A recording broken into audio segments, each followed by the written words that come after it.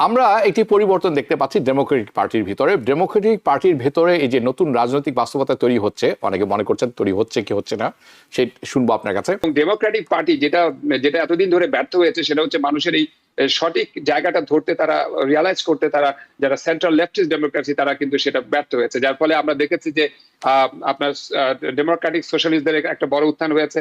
তার একটা বড় লিডিং জায়গা হচ্ছে আমাদের new York, not only new ইয়র্কের পাশাপাশি এখন আরো অনেক স্টেটের মধ্যে আমরা দেখতে পাচ্ছি যে মানে সোশ্যাল ডেমোক্রেটিক পার্টির একটা বড় উত্থান ঘটছে। এটা একটা হচ্ছে জাগরণ, এবং এই জাগরণটা কতদূর যাবে, এই জাগরণটা ক্যাপিটালিজমকে চ্যালেঞ্জ করে সেটা টিকে থাকতে পারবে কিনা, এটা একটা বড় জায়গা। কিন্তু ফ্ল্যাটনার, ওকে, উনি উইথড্র করবেন বলে ঘোষণা দিয়েছেন, এখনো উইথড্র অফিসিয়ালি করেছেন বলে আমি করেছেন, ওকে, তাহলে তো সেটা হয়ে গেল। তাহলে তার পরিবর্তে একজন প্রতিযোগী লাগবে সেখানে, যিনি মেইন থেকে করবেন। ডেমোক্রেটরা আশা করছিল যারা তারা সুজন স্কালিনকে সেখানে পরাজিত করতে পারবেন, যার ফলে সেনেটে তাদের একটি ভালো অবস্থানে যাবেন, সিনেটের একটি ভালো পদক্ষেপ, সিট বাড়বে, which will give them leverage. We don't know, এইটির ব্যাপারে আপনার কাছ থেকে আমরা শুনবো। ডেফিনেটলি দোষ প্ল্যাটারের, তিনি অনেক তিনি সত্যি সুজান কলিন্সকে হারাতে চান। তিনি বলছেন যে আমার মূল লক্ষ্য কলিন্সকে হারানো। তার উচিত ছিল অনেক আগে সরে যাওয়া। তিনি প্রায় এক সপ্তাহ ধরে এটা ধরে রাখলেন, এবং এর ফলে দেখলাম আমরা অন্তপক্ষে 5 জন লোক উঠে এসছে যারা ডিমান্ড করছে আমরা রিপ্লেস করব প্ল্যাটারকে। ফলে দলের ভেতরে একটা কোন্দল শুরু হয়েছে। আমরা একটি পরিবর্তন দেখতে পাচ্ছি ডেমোক্রেটিক পার্টির ভিতরে। ডেমোক্রেটিক পার্টির ভেতরে এই যে নতুন রাজনৈতিক বাস্তবতা তৈরি হচ্ছে, অনেকে মনে করছেন তৈরি হচ্ছে কি হচ্ছে না, সেই শুনবো আপনার কাছে। এই সাম্প্রতিক সময়ে প্রগতিশীল যারা আছেন, আমরা প্রোগ্রেসিভ বলে থাকি, প্রোগ্রেসিভ রাজনীতিবিদরা আছেন, তাদের প্রভাব বাড়ছে। আমরা এই সম্প্রতি যেই প্রাইমারিগুলো হয়ে গেল সেখানে দেখেছি। অন্যদিকে দীর্ঘদিনের কিছু প্রভাবশালী ইসরায়েলি পন্থী ডেমোক্রেটদের রাজনৈতিক চাপের, ডেমোক্রেট যারা আছেন তারা রাজনৈতিক চাপে পড়েছেন। এটি কি ডেমোক্রেটিক পার্টির পলিসিতে পরিবর্তনে একটি চাপ তৈরি করছে, না করে ফেলেছে অলরেডি, নাকি এটি একটি প্রজন্মগত পরিবর্তনের ইঙ্গিত, এবং এর প্রভাব আগামী মিড টার্ম ইলেকশনে এবং বিয়ন্ড দ্যাট কতটা পড়তে পারে বলে আপনি মনে করেন? ধন্যবাদ। খুবই যুগোপযোগী প্রশ্ন এবং খুবই ইম্পর্টেন্ট প্রশ্ন। দেখেন, আমেরিকার পলিসি এবং আমেরিকার টোটাল যে কনটেক্সট, এটা কিন্তু ইয়াং জেনারেশনদের মধ্যে হিউজলি চেঞ্জ হয়েছে। Not only young generation, overall মানুষ এখন আসলে কি সোশ্যাল মিডিয়ার একটা বিশাল আপহিবলের কারণে, ডেভেলপমেন্টের কারণে মানুষ তো এখন সব তথ্যগুলো একসাথে করতে পারে, অ্যানালাইসিস করতে পারে, নিজের বিবেককে তার সাথে অ্যাটাচ করে মানুষ একটা জাজমেন্ট তৈরি করতে পারে। সুতরাং মানুষকে, you can fool some people for some time, but you cannot fool all the people for all the time. তো এখন মানুষের মধ্যে তো সেই সচেতনতা বোধ তৈরি হয়েছেই। এবং ডেমোক্রেটিক পার্টি যেটা এতদিন ধরে ব্যর্থ হয়েছে সেটা হচ্ছে মানুষের এই সঠিক জায়গাটা ধরতে, তারা রিয়ালাইজ করতে, তারা যারা সেন্ট্রাল লেফটিস্ট ডেমোক্রেসি তারা কিন্তু সেটা ব্যর্থ হয়েছে। যার ফলে আমরা দেখেছি যে আপনার ডেমোক্রেটিক সোশ্যালিস্টদের একটা বড় উত্থান হয়েছে। তার একটা বড় লিডিং জায়গা হচ্ছে আমাদের new York, not only new ইয়র্কের পাশাপাশি এখন আরো অনেক স্টেটের মধ্যে আমরা দেখতে পাচ্ছি যে মানে সোশ্যাল ডেমোক্রেটিক পার্টির একটা বড় উত্থান ঘটছে। না জানে এটা কোথায় নিয়ে যায়। শুধু এটা আমেরিকার ক্ষেত্রে দেখলেই হবে না, আপনি যদি ইউরোপের দিকে তাকান, ইউরোপে কিন্তু একই ঘটনা ঘটছে। স্পেনের কথা বলেন কিংবা ব্রিটেনের কথা বলেন কিংবা স্ক্যান্ডিনেভিয়ান কান্ট্রিগুলো বা ইস্ট ইউরোপের কথা বলেন, সব জায়গায় দেখবেন। ইভেন কি ফ্রান্সে আপনার নতুন যে একজন প্রেসিডেন্ট ক্যান্ডিডেট সামনে ইলেকশন করতে যাচ্ছেন, আমরা তার দিকেও থাকান। কারণ কোথায়, ইভেন বাংলাদেশে একটা ন্যাশনালিজম চলে এসছে, তাই না? তো এখন কথা হচ্ছে এটা একটা হচ্ছে জাগরণ, এবং এই জাগরণটা কতদূর যাবে, এই জাগরণটা ক্যাপিটালিজমকে চ্যালেঞ্জ করে সেটা টিকে থাকতে পারবে কিনা, এটা একটা বড় জায়গা। কিন্তু এটা শুধু হয়েছে, কিন্তু এটা যাত্রা কতদূর গিয়ে থামবে। কারণ বার্নি স্যান্ডার্সকে তো আমরা বহুদিন ধরে দেখছি, তিনি এত সুন্দর কথা বলছেন, তিনি তরুণরা তার পক্ষে ছিল, তিনি বহুদিন ধরে চেষ্টা করছেন, তিনি বারবার ব্যর্থ হচ্ছেন। তো আমরা হয়তো এদিক সেদিক কিছু জায়গায় সফল হচ্ছি, কিন্তু বড় জায়গাগুলো কিন্তু সফল হচ্ছে না। অন দ্য আদার হ্যান্ড, যারা লেফটিস্ট ডেমোক্র্যাট আছে, যারা ডেমোক্র্যাট পার্টিকে এতদিন আমরা কাইন্ড অফ কবজা করে রেখেছিল, এবং অনেক ডেমোক্র্যাটরা কিন্তু এই প্যাকের টাকা নিয়ে, ইনক্লুডিং আমাদের চাক সুমার, করি বুকার, অনেকেই কিন্তু, এরা কিন্তু হাকিম জাফরি, এরা কিন্তু অনেকেই কিন্তু এই প্যাকের বা ইসরায়েল সমর্থিত গোষ্ঠী কিন্তু টাকা নিয়ে তারা ইলেকশন করেছে। তো এখন মানুষ যেহেতু সচেতন হয়েছে, মানুষ সচেতন হলে আপনার কনটেক্সট চেঞ্জ করতে হবে, না হলে মানুষ এটা ভোটের মাধ্যমে রায় দিবে।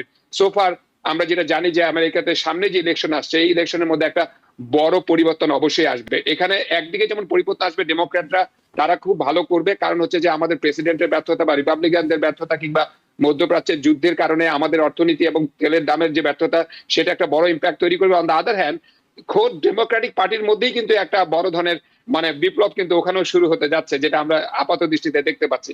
তাই যদি হয় তাহলে সামনের আমেরিকা কতখানি সোশ্যাল ডেমোক্রেটিক আমেরিকা হবে সেটা আমাদেরকে ওয়েট এন্ড সি করতে হবে। তবে আমি খুব এক্সাইটেড এই জিনিসটা দেখার জন্য যে দীর্ঘদিন আফটার লাইক 250 ইয়ার্স যে ক্যাপিটালিজমের ভিত্তি করে আমেরিকা সারা পৃথিবীতে সুপার পাওয়ার হয়েছে, সেই ক্যাপিটালিজমকে এখন আমেরিকাকে ঘরে এবং বাইরে চ্যালেঞ্জ করতে হচ্ছে, এবং এই চ্যালেঞ্জ মোকাবেলা করে আমেরিকার যে সুপ্রিমেসি সেটাকে সারা পৃথিবীতে ব্যাপ্তি করার ক্ষেত্রে তার যে চেষ্টা, সেই চেষ্টাটাকে সে কতখানি সফল রাখতে পারবে ঘরে এবং বাইরে, সেটা অবশ্যই আমাদেরকে দেখতে হবে। আমি খুব এক্সাইটেডলি সেটা আমি ওয়েট করতেছি দেখার জন্য।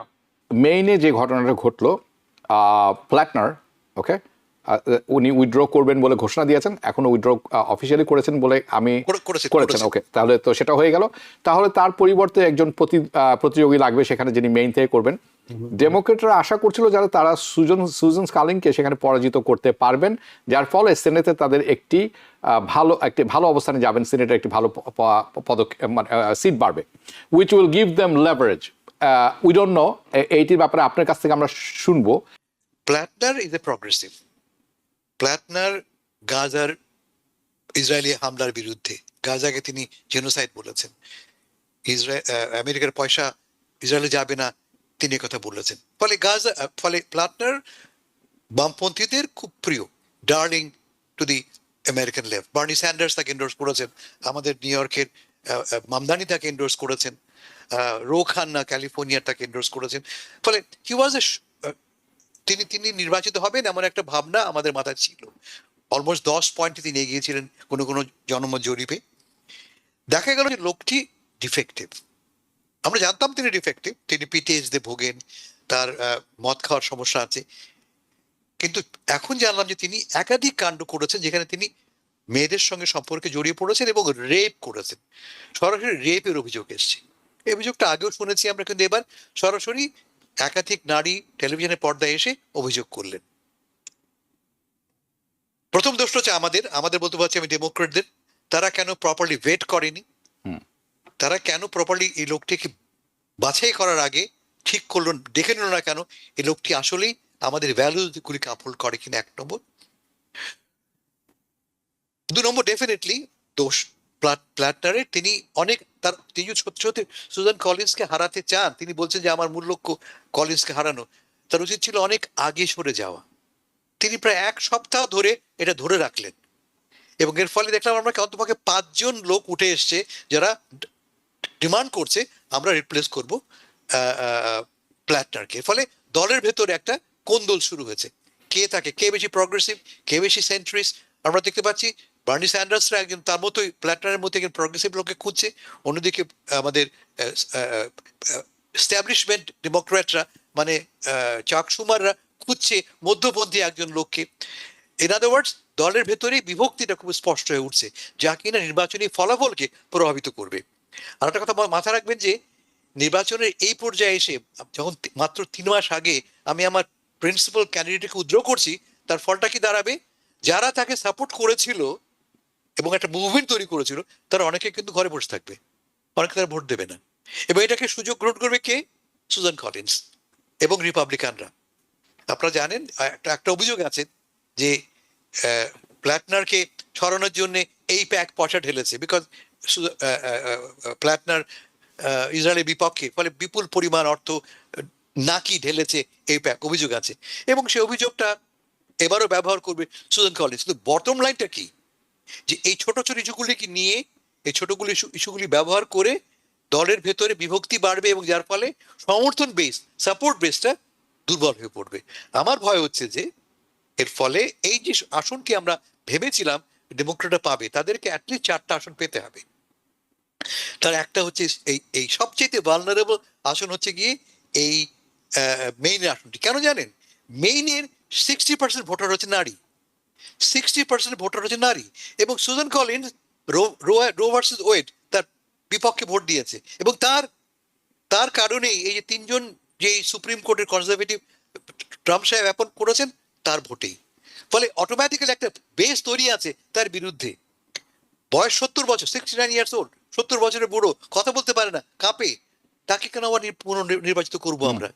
সুযোগ, we had an opportunity. Unfortunately এই ঘটনার ফলে, এবং আমি বলবো যে দোষটা প্ল্যাটনারের, দোষটা ডেমোক্রেটিক এস্টাবলিশমেন্টের, আমরা আমাদের সুযোগ হারাচ্ছি। কেমন?